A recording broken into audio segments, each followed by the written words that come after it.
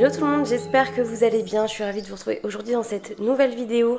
C'est une série que vous aimez beaucoup, c'est 3 coins faciles à reproduire et aujourd'hui on part sur un thème féerique enchanté puisque vous êtes beaucoup à avoir ce style là, donc je me suis dit ok, autant vous donner les petites idées que moi j'ai en tête. Ce sont des inspirations que j'ai déjà vu passer sur Insta, sur Pinterest, etc. que moi j'aime beaucoup réadapter quand je fais des thèmes naturels féeriques, enfin du moins le premier thème de mon île c'était un thème féerique. Bon maintenant il est plus disponible vu que je l'ai écrasé avec ma dernière mise à jour de code onirique, mais quoi qu'il en soit c'est des astuces qui sont hyper faciles à réutiliser, réexploiter sur vos îles.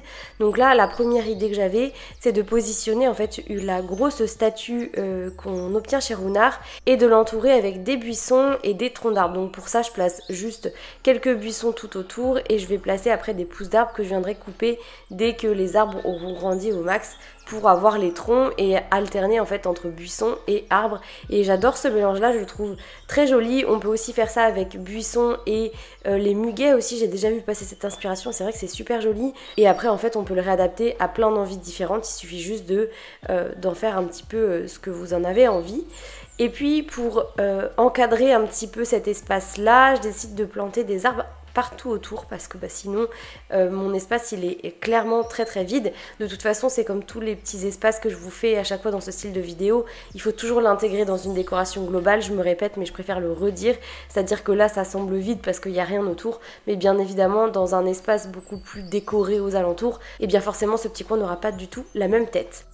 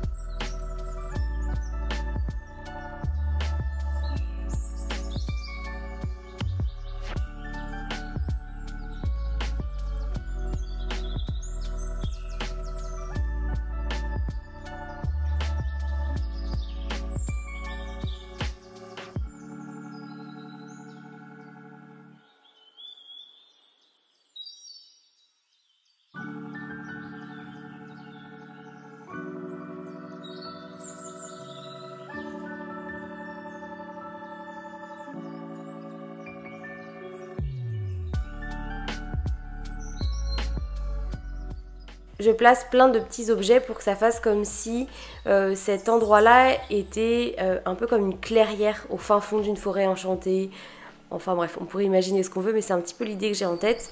Du coup voilà le résultat final, franchement je le trouve hyper mignon ce petit coin. Je l'adore. Je me rends compte à l'écran en vous expliquant un petit peu ce que j'ai fait dans ma vidéo que j'ai pas laissé pousser mes arbres à leur max. Du moins les troncs me paraissent hyper fins. Faudra que j'aille vérifier. Enfin ouais, ça change rien à la déco en soi. Mais vous voyez que ça a été très simple à faire, très rapide et très facile à réexploiter d'une autre manière. Du moins en fonction de vos envies à vous. On part sur un belvédère noyé en plein milieu des fleurs. Donc du coup je fais un espèce de petit chemin comme ça avec toujours le même motif que j'ai utilisé dans l'inspiration numéro 1. Et je vais venir placer mon belvédère un petit peu près au milieu de ce coin là. Bon au milieu j'aime bien faire des choses un petit peu déstructurées à certains moments, donc on s'est compris. Et je viens aussi placer plein de petites lampes champignons dans les couleurs blanches puisque j'aime beaucoup ce combo coloré et blanc. Vous l'avez compris un petit peu dans mes inspi féeriques, c'est des choses que j'aime bien faire. Et du coup en termes de fleurs je viens mettre plein de fleurs puisque c'est l'idée que j'ai en tête, c'est de mettre un belvédère vraiment entouré de plein de fleurs.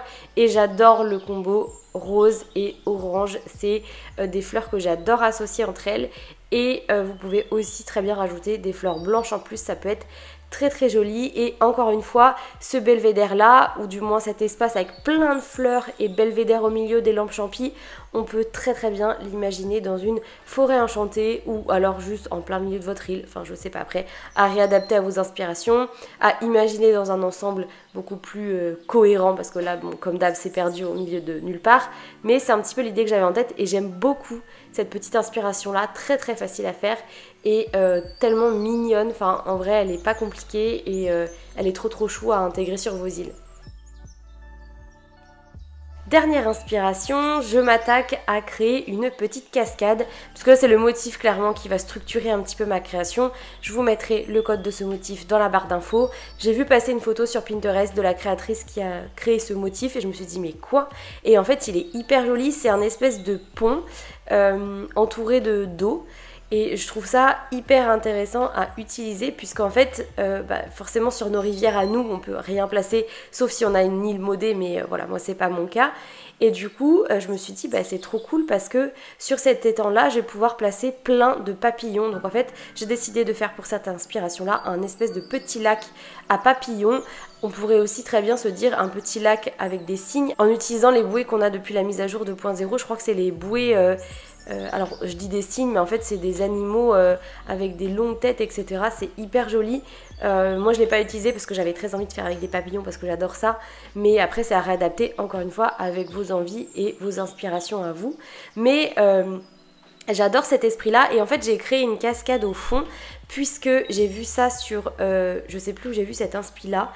Une personne en fait elle a fait une cascade et elle a utilisé les buissons en carton qu'elle a retouché en blanc pour pouvoir faire comme si il y avait une espèce de brume où vous savez les cascades quand elles tombent dans l'eau directement, on a une espèce de brume avec l'humidité etc qui fait que on distingue pas forcément le bas de la cascade qui tombe dans l'eau. C'est absolument pas clair mes explications et du coup j'ai essayé de représenter ça avec les buissons en carton.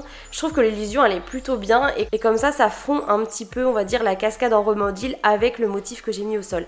Je sais pas si vous me suivez jusque là, si vous me suivez franchement bravo parce que même moi j'ai du mal à me comprendre. Et du coup je viens m'amuser à poser des petits objets sur mon lac. Je pose des petits coussins chrysanthèmes pour faire comme si c'était des petits nénuphars.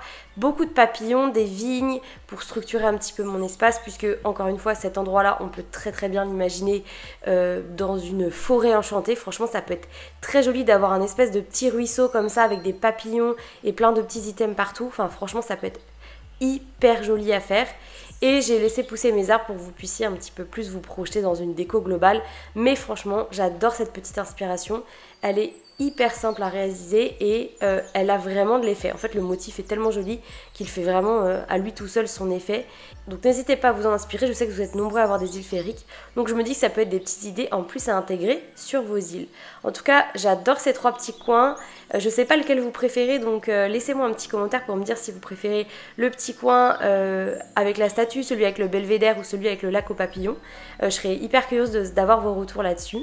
Et puis nous on arrive déjà à la fin de la vidéo, c'était rapide. Mais du coup ça vous a fait une vidéo un peu plus chill parce que je l'ai mis un petit peu moins rapide que d'habitude. Donc j'espère que ça vous a plu.